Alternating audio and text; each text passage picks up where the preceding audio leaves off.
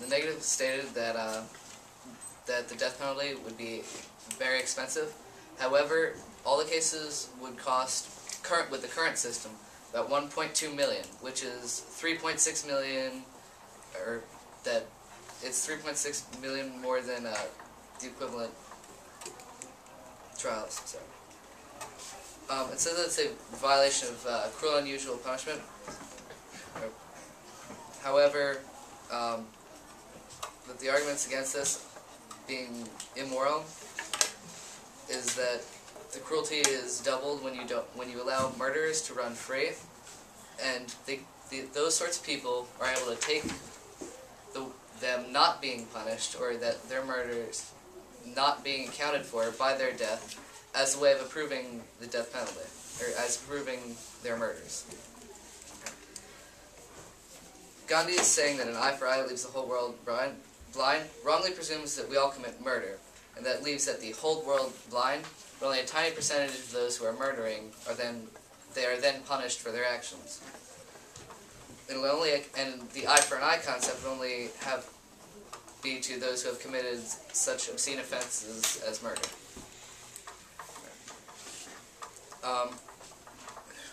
Many points were made by the negative that actually supported our ideas, that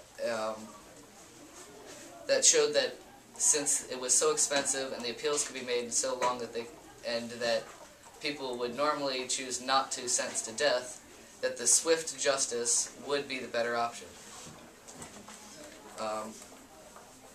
And you said that the justice was cruel and unusual and brutal. However, that saying that there are pictures of hangings in public squares, this is not how we do it currently, though, since all death penalties are lethal injection unless otherwise stated by the criminal.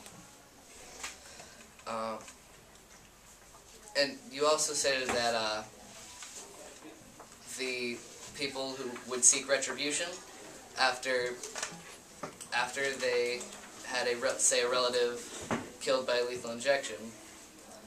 But I challenge you to find somebody who had murdered a judge based on a lethal injection case. Capital punishment is an absolutely necessary retribution against the worst people in our country. Without it, men like Timothy McVeigh, the man who bombed the federal building and daycare center, killing 168 people, 19 children, and maiming 680 people in the Oklahoma City bombing, could be alive today. This man was a man whose only regret in the Oklahoma City bombing was that he did not level the entire building.